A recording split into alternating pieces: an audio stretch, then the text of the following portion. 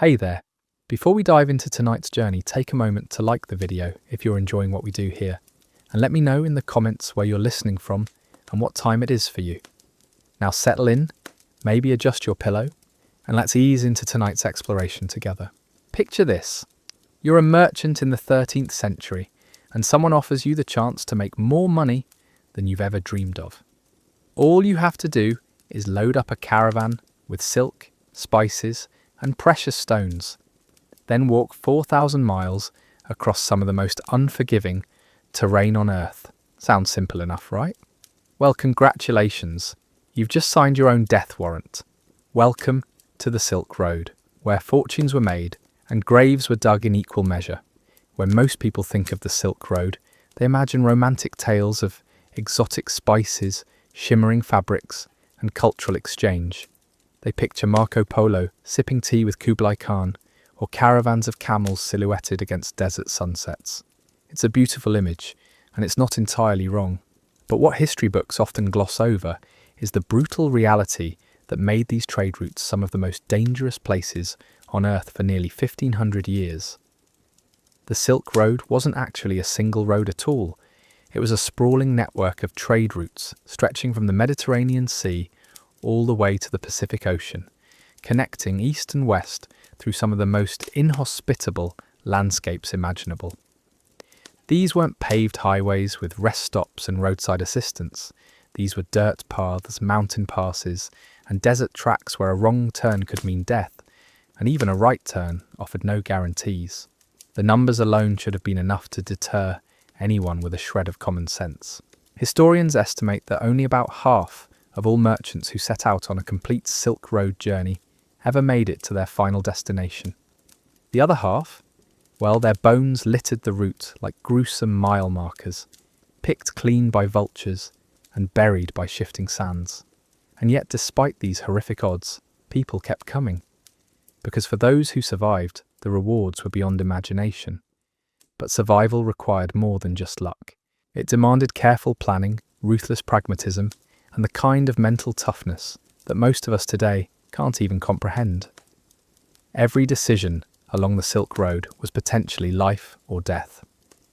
Which route to take, when to travel, who to trust, how much water to carry, whether to fight or flee when bandits appeared on the horizon. Get any of these wrong, and you'd become another cautionary tale whispered around campfires. The very geography of the Silk Road seemed designed to kill travellers. To the north lay the Gobi Desert, a vast wasteland where temperatures could swing from scorching hot during the day to bone-chillingly cold at night. The sand was so fine it could blind a man, and the silence so complete it drove people mad. Merchants reported hearing phantom voices calling their names, luring them away from their caravans and into the endless dunes where they'd wander in circles until they died of thirst. Whoa! To the south stretched the Taklamakan Desert, whose very name meant place of no return in the local language. This wasn't hyperbole. It was a warning. The Taklamakan was larger than Germany, covered in shifting sand dunes that could bury entire caravans overnight. The few oases scattered throughout were often mirages, and the real ones were jealously guarded by local tribes who charged extortionate fees for access to water. But the deserts, deadly as they weren't even the worst part. That honour belonged to the mountain passes.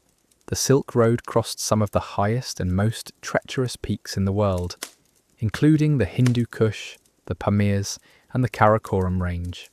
These weren't gentle rolling hills, these were towering walls of rock and ice where the air was so thin that men gasped like fish out of water, and the cold was so severe it could freeze a person solid in minutes. The Khyber Pass, one of the most famous routes through the mountains, was a narrow gorge barely wide enough for a single caravan. The path was so steep and precarious that pack animals regularly lost their footing and tumbled thousands of feet into rocky ravines below. Local tribes controlled the pass and demanded tribute from every merchant who wanted to cross. Pay up or join the bones at the bottom of the canyon. Even more terrifying was the route through the Pamirs, often called the roof of the world. Here, at altitudes of over 15,000 feet, the landscape was utterly alien. Jagged peaks pierced the sky like broken teeth, and glaciers groaned and cracked with sounds like thunder. The thin air made every step an ordeal, and altitude sickness claimed lives regularly. Merchants described hallucinations, bleeding from the nose and ears, and a crushing fatigue that made men lie down in the snow and never get up again. Weather was another relentless enemy. Blizzards could strike without warning, even in summer, turning the mountain passes into frozen death traps. Merchants who had survived bandits, disease, and desert storms found themselves trapped in their tents for days or weeks, slowly consuming their dwindling supplies, while the wind howled outside like a living thing. When the storms finally passed, rescue parties would often find caravans perfectly preserved in the ice, their faces still showing the expressions of their final moments.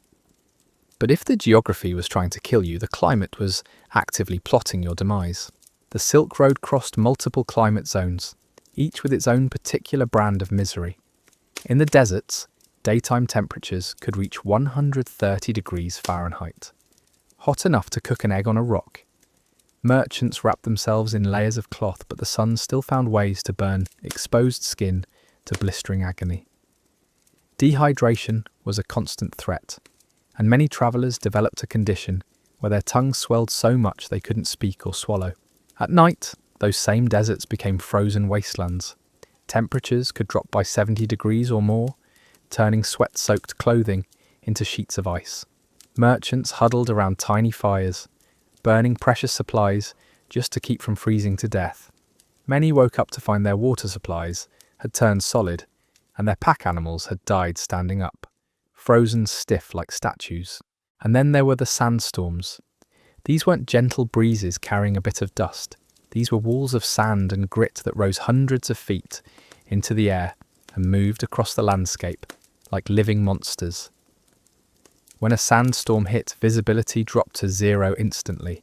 The sand was so fine it got into everything: eyes, noses, mouths, even sealed containers. It stripped paint off wood and could flay exposed skin raw in minutes. Caravans caught in sandstorms had no choice but to stop, cover themselves as best they could, and pray they'd still be alive when it passed. The sand got into water supplies, making them gritty and undrinkable. It clogged the breathing passages of pack animals, killing them slowly through suffocation. Worst of all, sandstorms could last for days, and when they finally cleared, the entire landscape had changed. Familiar landmarks were buried or moved, trails disappeared, and merchants found themselves completely lost in terrain they thought they knew. Navigation itself was a deadly art. There were no maps in the modern sense, no GPS, no road signs. Merchants relied on local guides who claimed to know the routes, but these guides were often as lost as their employers. The few landmarks that existed, distinctive rock formations, ancient ruins, particular oases, could be obscured by weather or seasonal changes. A guide might confidently lead a caravan toward what he remembered as a life-saving water source, only to find it had dried up or been claimed by tribes. The stars by Hostile provided some guidance, but only for those who knew how to read them properly. Many merchants had only basic astronomical knowledge, and cloud cover could make navigation impossible for days at a time. Getting lost wasn't just inconvenient, it was usually fatal. A caravan that wandered off the established route might wander in circles for weeks, slowly consuming their supplies while desperately searching for any sign of civilization. Even the pack animals, hardy as they were, struggled against the Silk Road's relentless challenges. Camels, the workhorses of the desert trade, could go weeks without water and carry enormous loads, but they had their limits. The heat could drive them mad, causing them to attack their handlers or simply lie down and refuse to move. In the mountains, their broad padded feet that worked so well in sand became liabilities on rocky, icy trails. Horses, prized for their speed and intelligence, were even more vulnerable. They needed water daily and couldn't survive on the sparse, thorny vegetation that sustained camels.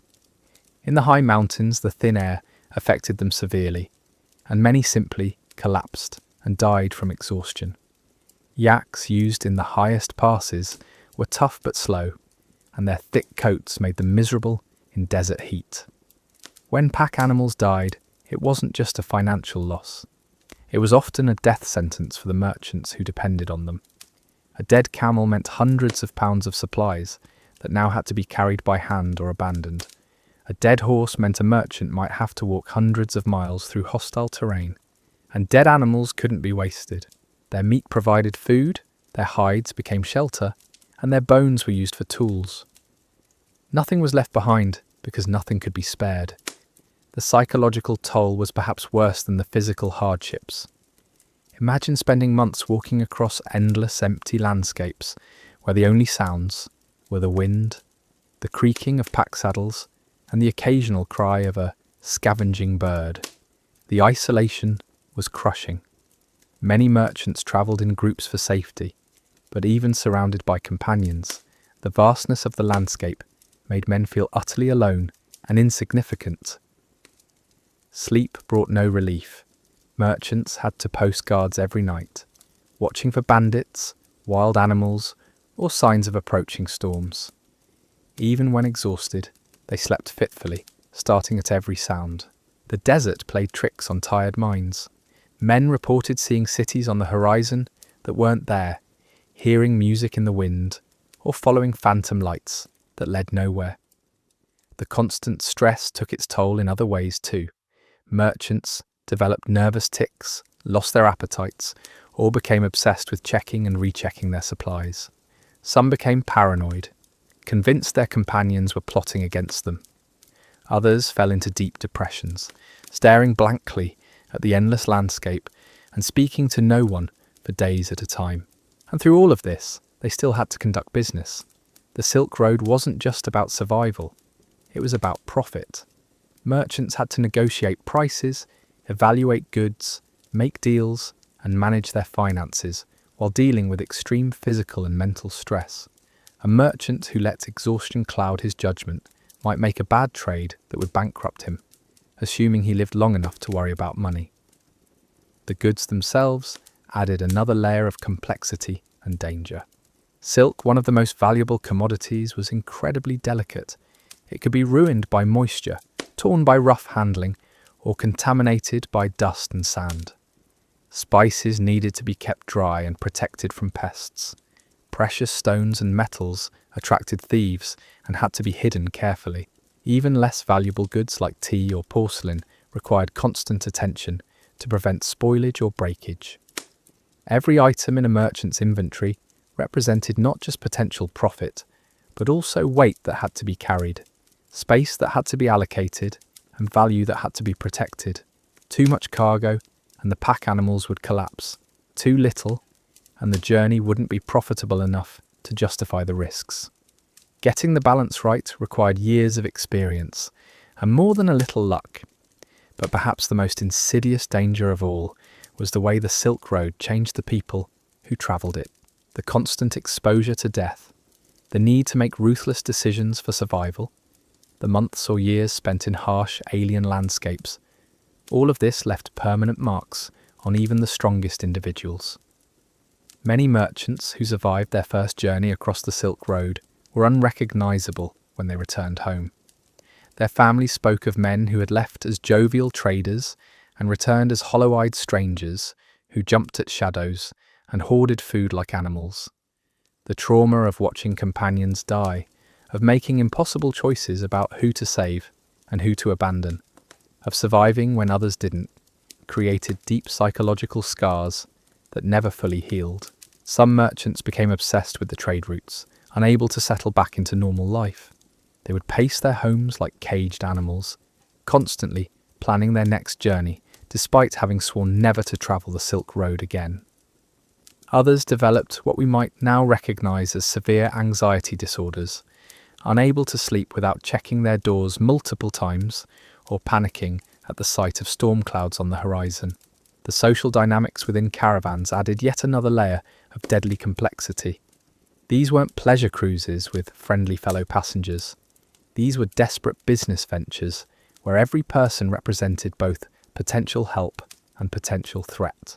Merchants formed temporary alliances based purely on mutual benefit, and these partnerships could dissolve in an instant when survival was at stake.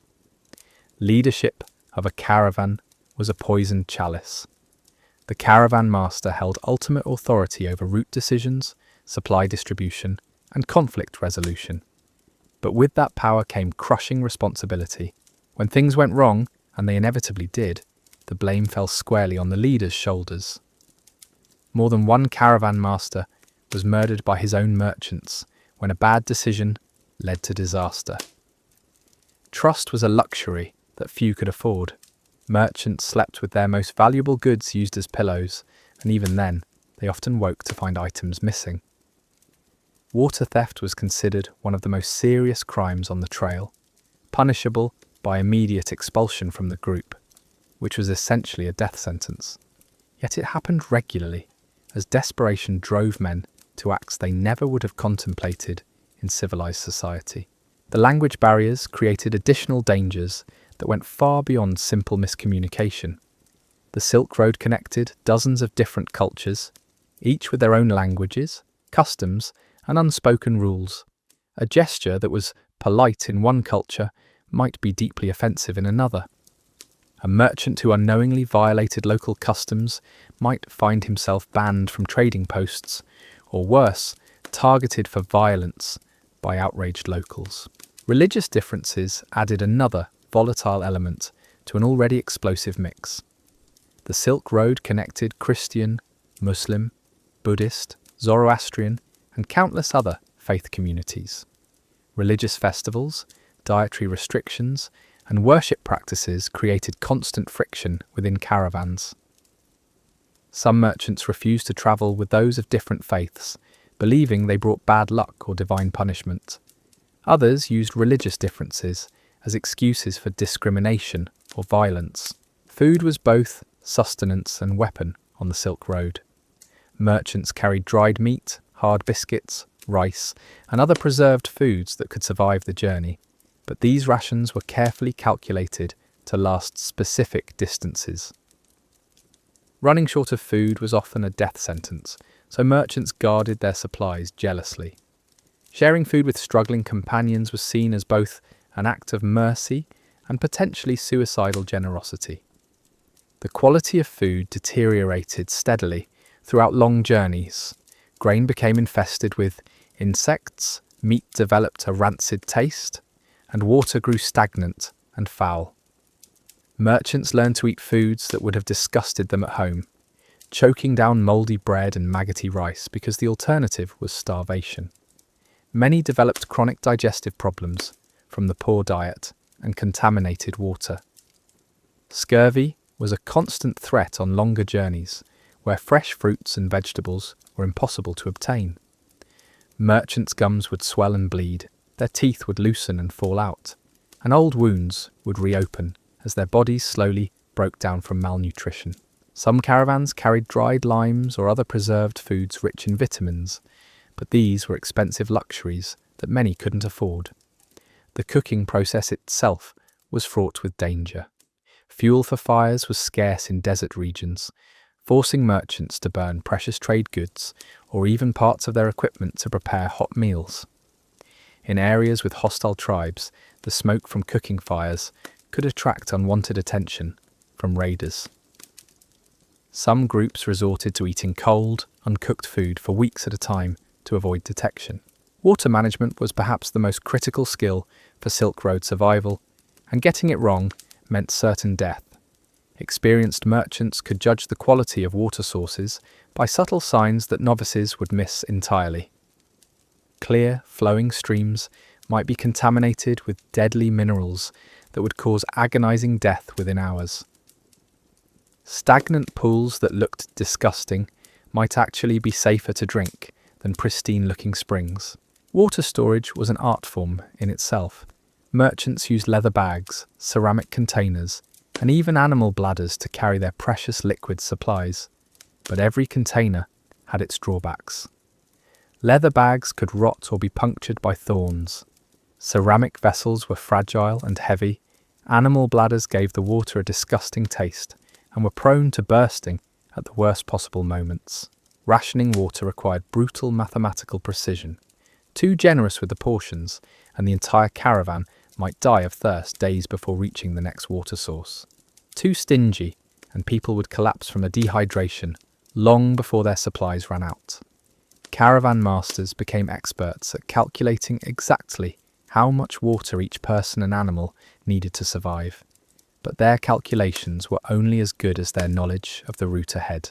Water theft created some of the most vicious conflicts on the Silk Road. Merchants would wake to find their water containers drained, leaving them to face the desert with empty vessels. The guilty party was rarely caught, creating an atmosphere of suspicion and paranoia that could tear apart even the most cohesive groups. Some merchants took to poisoning their water supplies with bitter herbs that would make them unpalatable to thieves while still leaving them drinkable for the owner who knew the antidote. The search for water sources became an obsession that dominated every aspect of caravan life.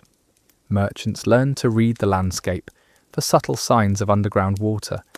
A line of slightly greener vegetation might indicate a buried stream. Certain types of birds were known to nest near water sources. Even animal tracks could provide clues about the location of distant oases. But these signs could also be misleading or outdated. A water source that had sustained caravans for decades might suddenly dry up due to underground shifts or climate changes.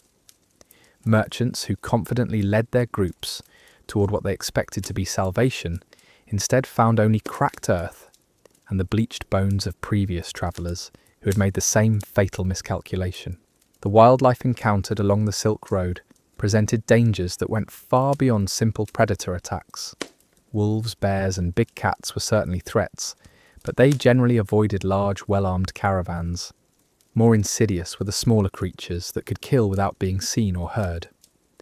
Venomous snakes hidden among trade goods could deliver fatal bites to unsuspecting merchants. Scorpions sought shelter in bedrolls and clothing, stinging their victims while they slept. Disease-carrying insects were perhaps the most deadly wildlife of all. Fleas spread bubonic plague, mosquitoes carried malaria and other fevers, and various flies transmitted diseases that could kill entire caravans. Merchants had little understanding of how these diseases spread, and their attempts at treatment were often worse than useless. Bloodletting, a common medical practice of the time, actually weakened patients and made them more susceptible to infection. Rabid animals presented a particularly terrifying threat because the disease could be transmitted through bite wounds, and the symptoms didn't appear until weeks later. A merchant bitten by a rabid dog might continue travelling for days or weeks before the disease manifested, and by then it was invariably fatal. The sight of a companion succumbing to rabies with its characteristic madness and hydrophobia was enough to traumatize entire caravans. Even domestic animals could become deadly threats under the stress of Silk Road travel. Camels, normally dangerous when pushed docile creatures, could become aggressive and beyond their limits. A camel's bite could crush bones, and their tendency to spit accurately over long distances made them formidable opponents even when restrained. Pack animals that went mad from heat or thirst might attack their handlers or bolt into the desert, taking vital supplies with them. The seasonal timing of Silk Road journeys was a deadly gamble that required merchants to balance multiple conflicting factors. Travel too early in the year, and spring floods might make river crossings impossible or wash out entire sections of the route. Wait too long, and the summer heat could kill both people and animals before they reached their destinations. Winter travel brought its own horrific challenges. Mountain passes that were merely difficult in summer became absolutely impassable once snow began to fall.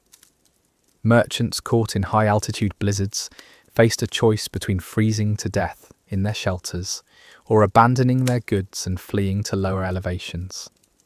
Many chose to gamble on waiting out the storm and were found months later, perfectly preserved in ice tombs of their own making, The monsoon seasons turned normally dry regions into flooded nightmares, where entire caravans could be swept away by flash floods. Rivers that were easily fordable during dry seasons became raging torrents that no amount of courage or desperation could overcome.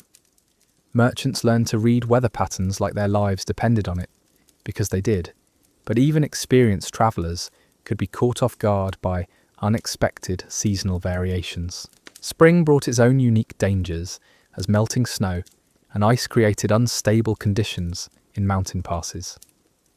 Avalanches could bury entire caravans without warning, and even small rock slides triggered by warming temperatures could block narrow passages for weeks. The sound of shifting ice and stone became a constant source of anxiety for merchants traversing high-altitude routes. But perhaps most insidious of all were the human-made dangers that lurked along every mile of the Silk Road. Bandits, warlords, corrupt officials, and hostile local populations turned what should have been a commercial venture into something resembling a military campaign.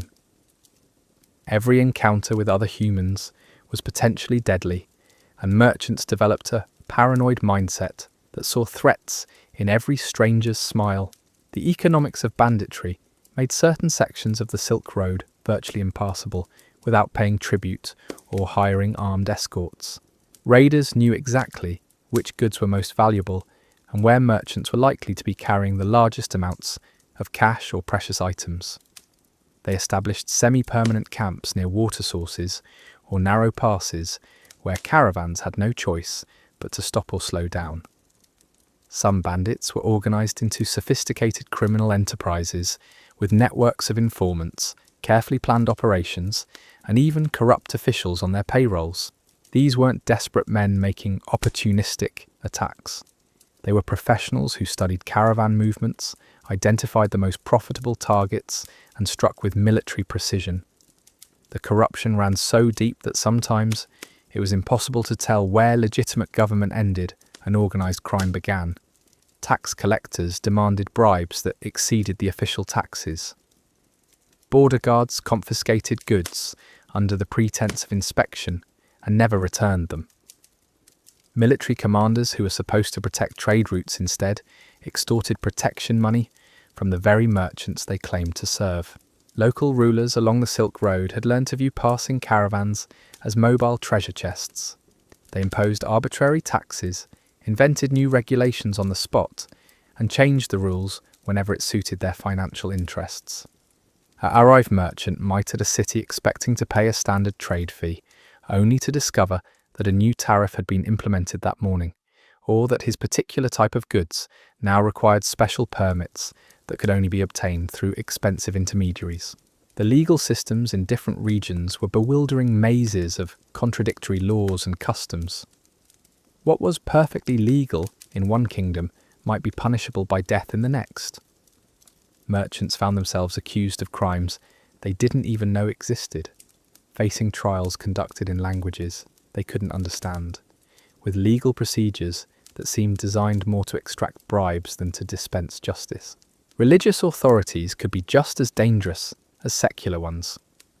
Priests and holy men often demanded donations or tribute from passing merchants, claiming that failure to contribute would bring divine punishment upon the entire caravan. Some religious communities viewed certain trade goods as sinful or blasphemous, leading to confiscation and punishment for merchants who were unaware of local religious sensitivities. The slave trade added another horrifying dimension to Silk Road dangers. Merchants themselves could become commodities if they fell into the wrong hands. Entire caravans were sometimes captured and sold into slavery, their goods confiscated and their freedom lost forever. The threat was so real that many merchants carried poison or small knives, preferring suicide to enslavement. Human trafficking was a thriving business along the trade routes, with criminal organizations specializing in capturing and selling people from different regions. Children were particularly valuable targets, as they could be trained for specific skills or sold to wealthy families as servants. women faced the additional horror of being sold into sexual slavery, a fate that awaited those who were captured by certain types of raiders. The psychological warfare employed by bandits was often more effective than physical violence. Raiders would leave mutilated bodies along trade routes as warnings, displaying their victims in ways designed to maximize terror and encourage cooperation from future caravans. The sight of crucified merchants or impaled guards served as grim reminders that resistance was futile and submission was the only path to survival. Some bandit groups developed reputations for particular forms of cruelty that became legendary along the trade routes. There were raiders who were said to bury their victims alive in the desert sand, leaving only their heads exposed to be slowly consumed by the elements and scavenging animals. Others reportedly skinned their prisoners alive or forced them to drink molten metal as entertainment for their followers. The threat of violence created a culture of extreme paranoia among Silk Road merchants. They learned to sleep with weapons close at hand and to trust no one completely. Friendships formed quickly under the pressure of shared danger, but they could dissolve just as rapidly when survival was at stake. Merchants developed elaborate codes and signals to communicate with trusted associates while revealing nothing to potential enemies. Even successful merchants who completed their journeys safely often found that their troubles were far from over. The wealth they had accumulated made them targets for thieves, kidnappers, and extortionists back in their home cities. Some merchants discovered that their business partners had given them up for dead and seized their assets. Others returned home to find their families had been threatened or harmed by creditors or rivals. The legal system offered little protection for merchants who had been cheated or robbed during their travels. Courts in distant lands were unlikely to pursue justice for foreign traders, and even local authorities were often corrupt or incompetent. Merchants learned that they were essentially on their own, with no recourse except personal vengeance or the slim hope of eventually evening the score through future business dealings. The constant stress of living under these conditions took a devastating toll on merchants' physical and mental health. Many developed what we would now recognize as post-traumatic stress disorder, experiencing nightmares, panic attacks, and an inability to readjust to normal civilian life. The hypervigilance required for survival on the Silk Road often persisted long after merchants had returned to safety, leaving them jumpy and suspicious in situations that posed no real threat. Medical knowledge along the Silk Road was primitive at best and often actively harmful. Local healers and physicians practiced treatments that were based more on superstition than science, and their interventions frequently made patients worse rather than better. Bloodletting, the application of leeches, and the administration of toxic substances were standard treatments that probably killed more people than they saved. The lack of understanding about disease transmission meant that epidemics could sweep through caravans with devastating speed. When one person fell ill with a contagious disease, the close quarters and poor sanitation of caravan life ensured that the sickness would spread rapidly throughout the group. Merchants had no concept of quarantine or isolation, instead clustering together for warmth and protection in ways that guaranteed maximum exposure to whatever pathogens were present. Surgical procedures, when they were attempted at all, were performed without anesthesia or proper sterilization. A broken bone or serious wound that might be treatable today could easily become a death sentence on the Silk Road. Infections were common and usually fatal, turning minor injuries into life-threatening emergencies. Many merchants chose to endure agonizing pain rather than risk the primitive medical treatments that were available. Childbirth was particularly dangerous for the women who traveled the trade routes, whether as merchants themselves or as family members accompanying male traders. The combination of poor nutrition, physical stress, and lack of proper medical care made pregnancy and delivery extremely hazardous. Infant mortality rates were catastrophically high, and many women died in childbirth or from complications that developed afterward. Mental health problems were poorly understood and often attributed to supernatural causes. Merchants who developed depression, anxiety, or other psychological disorders were sometimes believed to be possessed by evil spirits or cursed by angry gods. The treatments for these supposed supernatural afflictions were often brutal, involving exorcisms, physical beatings, or abandonment in the wilderness to fend for themselves. The isolation and stress of Silk Road travel could trigger psychotic episodes in people who had no previous history of mental illness. The combination of sleep deprivation, malnutrition, dehydration, and constant fear created conditions that were almost guaranteed to produce psychological breakdowns. Merchants who began hearing voices or seeing things that weren't there were often abandoned by their companions, who feared that madness might be contagious. Substance abuse was another common response to the unbearable pressures of trade route life. Alcohol, opium, and other drugs were readily available in many regions along the Silk Road, and merchants often turned to these substances as a way of coping with their circumstances. However, addiction created additional problems, impairing judgment and making users even more vulnerable to the dangers they were trying to escape. The social stigma associated with mental illness meant that merchants who were struggling psychologically had little support or understanding from their companions. Showing weakness or vulnerability was seen as a liability that could endanger the entire group, so people suffering from depression or anxiety learned to hide their symptoms.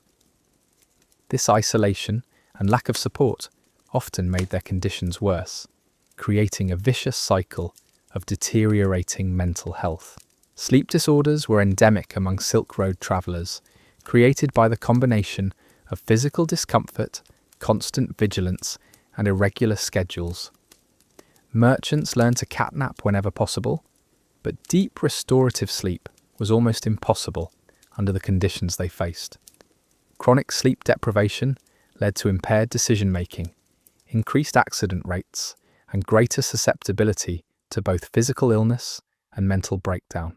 The dietary restrictions imposed by different religious and cultural groups along the trade routes created additional nutritional challenges for merchants. Foods that were acceptable in one region might be forbidden in another, forcing travellers to constantly adapt their diets or risk offending local customs. Some merchants went for weeks eating only foods that they considered spiritually or culturally appropriate, even when more nutritious options were available. Food poisoning was a constant threat, as merchants had no reliable way to determine whether unfamiliar foods were safe to eat. Local bacteria and parasites that didn't affect native populations could cause severe illness in foreign travellers who lacked immunity. Dysentery, cholera, and other gastrointestinal diseases spread rapidly through caravans, often killing entire groups of merchants who had shared contaminated meals. The preservation of food for long journeys required techniques that were not always reliable or effective. Salt-cured meats could spoil if not properly treated, dried fruits could become mouldy, and stored grains could become infested with insects or rodents. Merchants often found themselves facing starvation, not because they had run out of food, but because their dwindling supplies had become inedible due to spoilage or contamination. Water purification methods were primitive and often ineffective against the microscopic threats that posed the greatest dangers. Boiling water could kill some pathogens, but merchants often lacked the fuel or time necessary for proper sterilization. Adding alcohol or vinegar to water supplies was sometimes practiced, but these methods were inconsistent and provided only limited protection against waterborne diseases. The cumulative effect of all these dangers was a mortality rate that would be considered absolutely catastrophic by modern standards. Some historians estimate that merchant mortality on the longest Silk Road routes approached 60%, meaning that more than half of all travellers died before completing their journeys. These weren't statistics to the people living through them. They were friends, family members, and business partners whose deaths left permanent scars on the survivors. The psychological impact of witnessing so much death and suffering was profound and lasting. Merchants who survived multiple Silk Road journeys often became hardened and emotionally distant, developing a fatalistic worldview that helped them cope with the constant presence of mortality.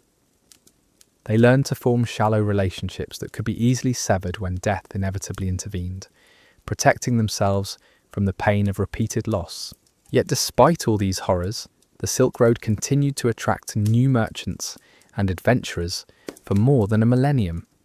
The profits available to successful traders were so enormous that they outweighed even the terrifying risks involved. A single successful journey could set a merchant up for life, providing enough wealth to live in luxury and security for decades to come. The economic pressures that drove merchants to attempt these deadly journeys were complex and often desperate. Many weren't wealthy traders seeking to expand already successful businesses. They were ordinary people who had borrowed heavily against their homes, their families' futures, and sometimes their own freedom to finance a single caravan. The interest rates on these loans were crushing, often exceeding 50% annually. Failure to return with profits meant not just personal bankruptcy, but the potential enslavement of entire families to pay off debts. The social structure of medieval commerce created a vicious cycle that trapped people in the Silk Road trade. Successful merchants jealously guarded information about routes, suppliers, and market conditions, making it nearly impossible for newcomers to compete without taking enormous risks. Young men from merchant families were often forced onto the trade routes as a rite of passage, expected to prove their worth by surviving at least one complete journey. Those who refused were disowned and cut off from family wealth and connections. The guilds and trading associations that controlled much of the Silk Road commerce were as dangerous as any bandit gang. These organizations demanded loyalty that went far beyond simple business relationships. Members were expected to prioritize guild interests above personal safety, often to travel being ordered routes or carry goods that they knew were likely to result in death. Refusing guild orders meant exile from the trading community and loss of all future earning potential. Competition between merchant groups could turn deadly with little warning. Trade wars weren't fought with lawyers and contracts, but with poisoned wells, sabotaged pack animals, and hired assassins. Rival merchants would spread false information about routes and water sources, deliberately leading competitors into traps. Some groups employed spies who infiltrated enemy caravans, gathering intelligence that could be used to plan ambushes or steal valuable cargo. The practice of forming merchant partnerships often created more problems than it solved. Partners who seemed trustworthy in comfortable city environments could become ruthless competitors when faced with life or death situations on the trade routes. Many merchants discovered that their business associates had been planning to abandon or even murder them from the very beginning of the journey, waiting for the right moment when the crime couldn't be traced back to civilized authorities. Contract disputes along the Silk Road were settled through violence rather than legal proceedings. When disagreements arose about profit sharing, route decisions, or cargo distribution, the stronger party usually prevailed regardless of the original agreements. Merchants learned to carry their contracts tattooed on their bodies, or memorized word for word, as paper documents could be destroyed or falsified with ease. The insurance systems that existed for Silk Road trade were primitive and often fraudulent. Merchants would pay substantial premiums to wealthy investors who promised to compensate them for losses, only to discover that the insurers had disappeared or declared bankruptcy when claims needed to be paid. Some insurance contracts contained so many loopholes and exceptions that they were essentially worthless, designed more to enrich the insurers than to protect the merchants. Currency exchange along the trade routes was another source of deadly complications. Different regions used different monetary systems, and the exchange rates were constantly fluctuating based on local political conditions and supply shortages. Merchants who calculated their profits based on one set of exchange rates might find themselves bankrupt when they tried to convert their earnings in different markets. Money changers were notorious for cheating foreign traders, using false weights, debased coins, and manipulated exchange rates to steal substantial portions of merchants' earnings. The concept of banking, as we understand it today, barely existed along most of the Silk Road. Merchants had to carry their wealth in physical form, making them obvious targets for robbery. Gold and silver were heavy and difficult to conceal, while precious gems could be easily lost or stolen. Some traders developed elaborate schemes for hiding their wealth, sewing coins into clothing, hollowing out seemingly worthless objects, or even surgically implanting valuable items under their skin. Credit systems were based entirely on personal relationships and reputation, both of which could be destroyed by rumours or political changes. A merchant who had established credit in one city might find himself completely unable to conduct business in the next town if his reputation had been damaged by competitors or enemies. The lack of reliable communication systems meant that false information about a trader's creditworthiness could spread faster than the truth, destroying years of careful relationship building in a matter of weeks. The seasonal nature of much Silk Road trade created additional financial pressures that often proved fatal. Certain goods were only available at specific times of the year, and missing the narrow windows of opportunity could mean financial disaster. Merchants were forced to travel during dangerous seasons or take enormous risks to reach their destinations on schedule. The pressure to maintain rigid timetables often led to poor decision-making about route choices and safety precautions. Market manipulation was rampant throughout the Silk Road trading system. Wealthy merchants and local rulers would artificially inflate or deflate prices by controlling supply chains and spreading false information about market conditions. Smaller traders who couldn't access reliable market intelligence often found themselves buying high and selling low, slowly bleeding money until they couldn't afford to continue trading. The tax systems imposed by various kingdoms and city-states along the trade routes were deliberately designed to be confusing and unpredictable. Tax rates could change without notice. New taxes could be invented specifically to target wealthy caravans, and the methods for calculating taxes were often kept secret. Merchants might budget for one level of taxation only to discover that their actual tax burden was double or triple what they had expected. Corruption among tax collectors was so widespread that it was considered a normal cost of doing business. Collectors would demand bribes to assess lower tax rates, accept bribes to allow prohibited goods to pass through their territories, and even sell information about wealthy caravans to bandit groups. The line between taxation and extortion was so blurred as to be meaningless, with collectors essentially operating as government-sanctioned thieves. The legal status of foreign merchants varied dramatically from region to region, and these differences could mean the difference between life and death. In some areas, foreign traders had no legal protections whatsoever and could be robbed, enslaved, or killed with impunity.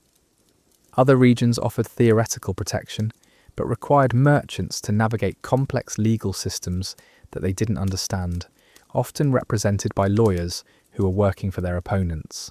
Property rights were poorly defined and inconsistently enforced throughout most of the Silk Road.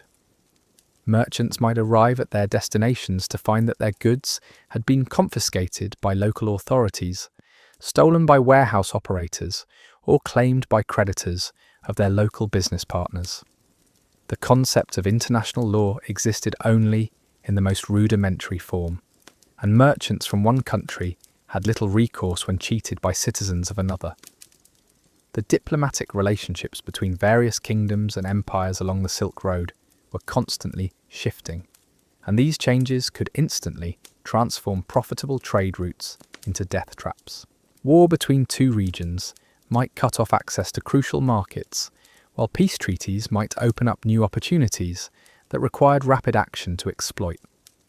Merchants who couldn't adapt quickly to changing political conditions often found themselves stranded in hostile territories with worthless goods and no way home. Espionage was a constant concern for Silk Road merchants, as governments and competing trading organizations employed networks of spies to gather intelligence about trade routes, market conditions, and the movements of valuable caravans. Information about a merchant's plans, cargo, or financial situation could be sold to bandits, competitors, or hostile governments. Some merchants employed counter-spies and used elaborate codes to protect their communications, but these measures were expensive and not always effective. The technology available to Silk Road merchants was primitive by modern standards, but even these basic tools could mean the difference between life and death. Accurate maps were closely guarded secrets, often deliberately filled with false information to mislead competitors. Compasses were unreliable and expensive, while astrolabes and other navigation instruments required skills that most merchants didn't possess. Even basic tools like scales for weighing goods could be tampered with by dishonest traders. Communication across the vast distances of the Silk Road was slow and unreliable. Messages sent by courier could take months to reach their destinations, and there was no guarantee that they would arrive at all. Important business information might be outdated by the time it reached its intended recipient, leading to poor decisions based on obsolete intelligence. Some merchants developed networks of trusted associates who could relay messages, but maintaining these networks required constant attention and substantial financial investments. The preservation of trade goods during long journeys required techniques that were not always reliable or practical. Silk could be damaged by moisture, extreme temperatures, or rough handling. Spices needed to be protected from contamination and theft. Precious metals and gems required secure storage that didn't reveal their presence to potential thieves. Even seemingly durable goods like ceramics or metalwork could be destroyed by the vibrations and impacts of caravan travel. Quality control was a major challenge for merchants dealing with unfamiliar goods from distant regions. It was often impossible to verify the authenticity or quality of merchandise until it had been transported thousands of miles to its final market. Unscrupulous suppliers would mix inferior goods with premium items, dilute expensive substances with cheaper alternatives, or simply provide completely fake products that wouldn't bed until the discover merchant tried to sell them. The storage and transportation of liquid goods presented particular challenges along the desert routes. Wine, oils, and other liquids could spoil, freeze, or evaporate during the long journey.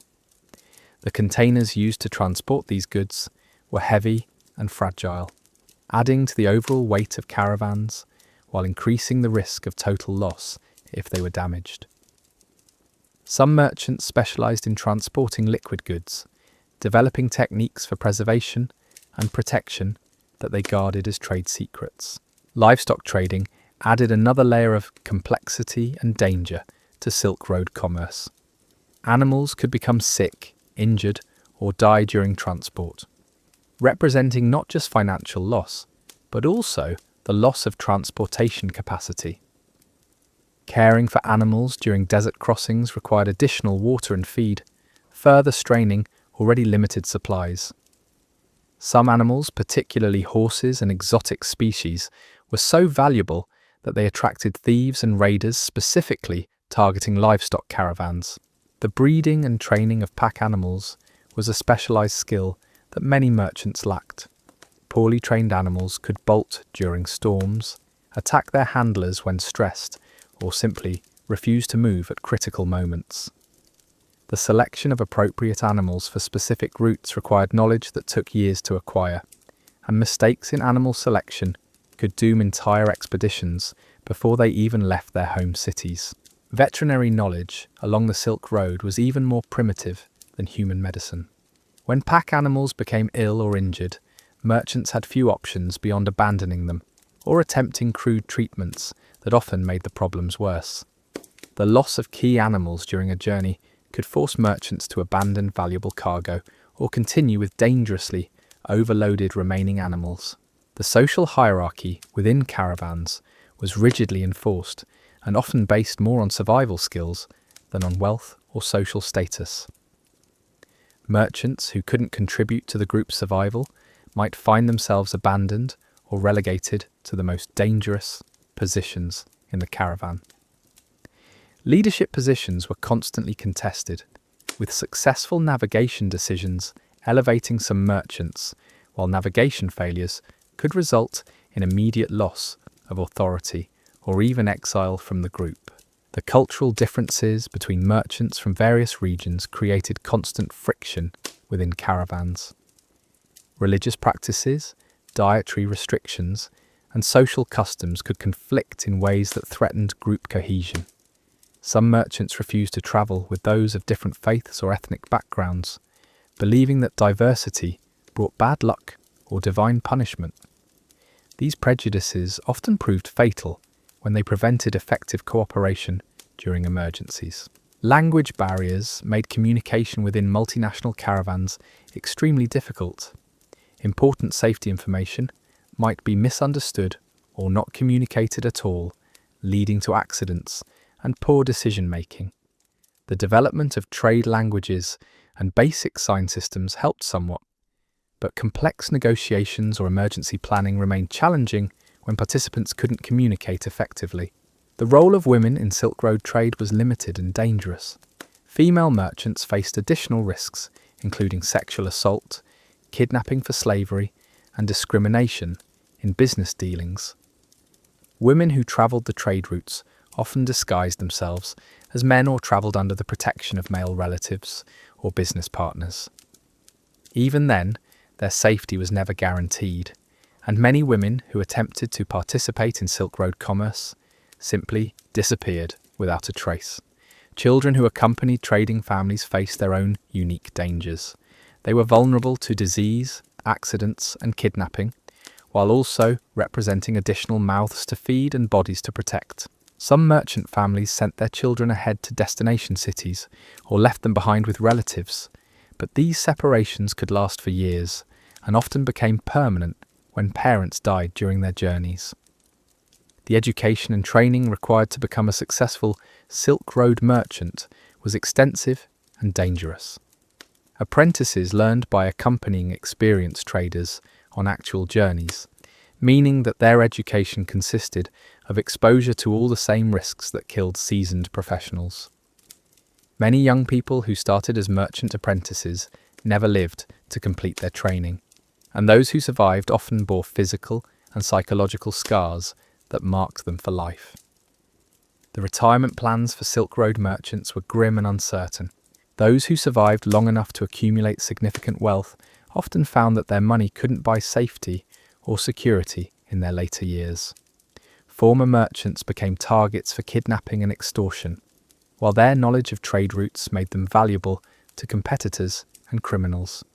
Some successful traders used their wealth to hire bodyguards and live in fortified compounds, essentially becoming prisoners of their own success. The legacy of Silk Road merchants was often one of tragedy and loss. Families were destroyed by the demands of the trade, with fathers disappearing for years at a time and often never returning home. Children grew up not knowing their merchant parents, and wives became widows at alarming rates.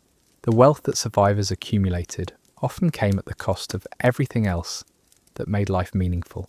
The psychological profiles of successful Silk Road merchants revealed common traits that were both necessary for survival and deeply troubling from a human perspective. Successful traders learned to compartmentalize their emotions, viewing the deaths of companions as acceptable losses rather than personal tragedies. They developed an almost supernatural ability to assess and accept risk, making calculations about human life that would horrify most people. The decision-making processes required for Silk Road survival often conflicted with basic human morality. Merchants learned to abandon sick or injured companions when their presence threatened group survival. They made agreements knowing they might need to break them if circumstances changed. They formed alliances with people they planned to betray if the situation demanded it. These moral compromises were necessary for survival, but they extracted a heavy psychological toll on those who made them. The paranoid mindsets that developed among experienced Silk Road merchants affected every aspect of their lives. They learned to sleep with weapons at hand, to eat only food they had personally prepared, and to trust no one completely. These survival instincts served them well on the trade routes, but made it nearly impossible to maintain normal relationships when they returned to civilized society. Many former merchants became hermits or recluses, unable just to peaceful civilian life. The medical knowledge that merchants acquired through necessity was often more practical than what was available from trained physicians. Experienced traders learned to set broken bones, treat wounds, and diagnose diseases based on years of exposure to medical emergencies. However, this knowledge was gained through witnessing countless deaths and failed treatments, creating a grim understanding of human mortality that haunted survivors for the rest of their lives. The religious beliefs of Silk Road merchants were often profoundly affected by their experiences on the trade routes. Some became deeply devout, convinced that only divine intervention had allowed them to survive. Others lost their faith entirely, unable to reconcile their belief in a benevolent deity with the horrors they had witnessed and endured. Many developed syncretic beliefs that combined elements from various religions they had encountered, creating personal spiritual systems that reflected the multicultural nature of their experiences. The superstitions that developed among Silk Road merchants were elaborate and often contradictory. Certain routes were considered cursed, particular animals were thought to bring good or bad luck, and specific rituals were believed to ensure safe passage. While these beliefs had no scientific basis, they provided psychological comfort to people facing overwhelming dangers and uncertainty. Some superstitions may have had practical benefits, such as encouraging merchants to avoid genuinely dangerous areas or to take extra precautions during high-risk activities. The dreams and nightmares of Silk Road veterans were filled with images of death, abandonment, and survival against impossible odds. Many former merchants suffered from what we would now recognize as post-traumatic stress disorder, experiencing flashbacks, panic attacks, and severe anxiety when exposed to situations that reminded them of their trading experiences. The lack of understanding about mental health during this historical period meant that these psychological wounds received no treatment and often worsened over time. The impact on families left behind by Silk Road merchants was devastating and long-lasting. Wives became effectively single mothers for years at a time, managing households and businesses while constantly wondering whether their husbands were alive or dead. Children grew up with absent fathers who were either dead or so changed by their experiences that they were unrecognizable when they returned. The divorce and abandonment rates among merchant families were extraordinarily high, as relationships couldn't survive the prolonged separations and psychological trauma inflicted by the trade. The economic inequality created by the Silk Road trade was extreme and often destructive to local communities. Successful merchants accumulated vast wealth while their less fortunate colleagues died in poverty far from home. This wealth disparity created resentment and social tension in merchant communities, leading to conflicts that sometimes turned violent. The concentration of wealth in the hands of a few successful traders also distorted local economies, creating boom and bust cycles that affected entire regions. The environmental impact of Silk Road trade was significant and often permanent. Heavy caravan traffic damaged fragile desert ecosystems, while the demand for pack animals led to overgrazing in many regions. Water sources were contaminated or depleted by the constant stream of travellers, and waste from caravans accumulated along popular routes. Some areas that had been habitable before the establishment of major trade routes became uninhabitable due to environmental degradation caused by commercial traffic. The technological innovations that emerged from Silk Road trade were often driven by the desperate need to survive, rather than by scientific curiosity. Merchants developed new methods for preserving food, purifying water, and protecting goods from the elements. Navigation techniques were refined through trial and error, with successful innovations being jealously guarded as trade secrets. Medical knowledge advanced through the harsh necessity of treating injuries and illnesses far from professional help, though much of this knowledge died with the merchants who acquired it.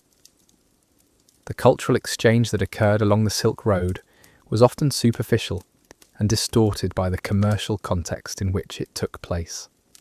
Merchants were primarily interested in goods that could be sold profitably rather than in genuine cultural understanding. Religious and philosophical ideas were often simplified or misrepresented as they passed from one culture to another through commercial networks. The violence and exploitation that characterized much of Silk Road trade created negative impressions that hindered rather than helped cross-cultural understanding. The political consequences of Silk Road trade were far-reaching and often destabilizing.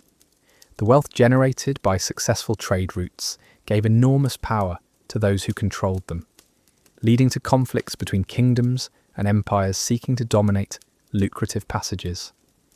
Some regions became completely dependent on trade revenue, making them vulnerable to economic warfare and political manipulation by their trading partners. The rise and fall of various powers along the Silk Road was often directly connected to their ability to control or profit from commercial traffic. The archaeological evidence of Silk Road trade tells a story of violence and tragedy that complements the written historical records. Excavations along former trade routes have revealed mass graves fought over control of commercial abandoned settlements and evidence of battles passages. The remains of caravans caught by sandstorms or other disasters provide grim testimony to the dangers faced by merchants, while the distribution of goods far from their places of origin shows both the extent of trade networks and the enormous risks taken to maintain them. The legal frameworks that governed trade disputes along the Silk Road were often more dangerous than the bandits themselves. When merchants found themselves in court, whether by choice or by force, they entered a world where justice was a commodity that could be bought, sold, or simply ignored entirely. The concept of fair trial was virtually non-existent for foreign traders who didn't understand local customs or speak the native languages. Court proceedings were conducted in ways that seemed designed to maximize confusion and extract maximum profit from desperate merchants. Legal documents were written in archaic scripts that even educated locals struggled to decipher. Witnesses could be purchased for surprisingly small amounts of money, and their testimony often contradicted basic facts that everyone knew to be true. Judges frequently had financial interests in the outcomes of cases, receiving percentages of fines or confiscated goods as part of their compensation. The punishment systems varied wildly from a patchwork of legal has region to region, creating odds that merchants had to navigate without reliable guidance. A crime that might result in a small fine in one city could be punishable by death in the next. Religious courts operated by different rules than secular ones, and military tribunals followed their own unique procedures. Merchants found themselves subject to multiple, overlapping legal systems, any of which could destroy them if they made the wrong move. Imprisonment along the Silk Road was often a death sentence disguised as mercy. Jails were typically underground pits or crude stone cells where prisoners were left to rot without adequate food, water, or medical care. The conditions were so horrific that many prisoners died within weeks of confinement, their bodies simply thrown into mass graves outside the city walls. Those who survived long enough to complete their sentences often emerged as broken shells of their former selves, unable to resume their trading careers or even basic daily activities. The concept of bail or temporary release was virtually unknown in most regions, meaning that merchants accused of crimes could languish in prison for months or years while their cases slowly worked through corrupt legal systems. During this time, their caravans would be dissolved, their goods confiscated or stolen, and their business relationships destroyed. Even if they were eventually found innocent, they would emerge from prison to find themselves bankrupt and unemployable. Torture was routinely used to extract confessions, and the methods employed were designed to cause maximum pain while keeping victims alive long enough to provide useful information. Merchants were stretched on racks, burned with hot irons, or subjected to water torture that simulated drowning. The psychological trauma of these experiences was often worse than the physical damage, leaving survivors with permanent mental scars that made it impossible for them to function normally in society. The execution methods used for condemned merchants were deliberately public and horrific, designed to serve as warnings to other traders who might consider challenging local authority. Crucifixion, burning at the stake, and various forms of dismemberment were common, with the bodies left on display for weeks to maximize the deterrent effect. Some regions developed signature execution methods that became infamous throughout the trading community, creating psychological terror that extended far beyond their borders. The concept of legal representation was primitive and often counterproductive. Lawyers, where they existed at all, were frequently more interested in prolonging cases to maximize their fees than in achieving favorable outcomes for their clients. Many attorneys had secret agreements with judges or prosecutors, essentially serving as double agents who sold out their clients while pretending to defend them. Merchants who couldn't afford legal representation were forced to defend themselves in legal systems they didn't understand, using languages they couldn't speak fluently. Appeals processes were either non-existent or so expensive and time-consuming that they were practically useless. Merchants who attempted to challenge unfavourable verdicts often found themselves facing additional charges or increased penalties for questioning the wisdom of local courts. The appeals systems that did exist were typically controlled by the same corrupt officials who had issued the original verdicts, making meaningful review virtually impossible. The diplomatic immunity that might protect merchants in their home countries meant nothing along the Silk Road. Foreign traders were considered fair game for legal persecution, and their home governments were usually too distant and weak to provide meaningful protection. Treaties between nations often contained provisions that were supposed to protect merchants, but these agreements were routinely ignored when it suited local interests.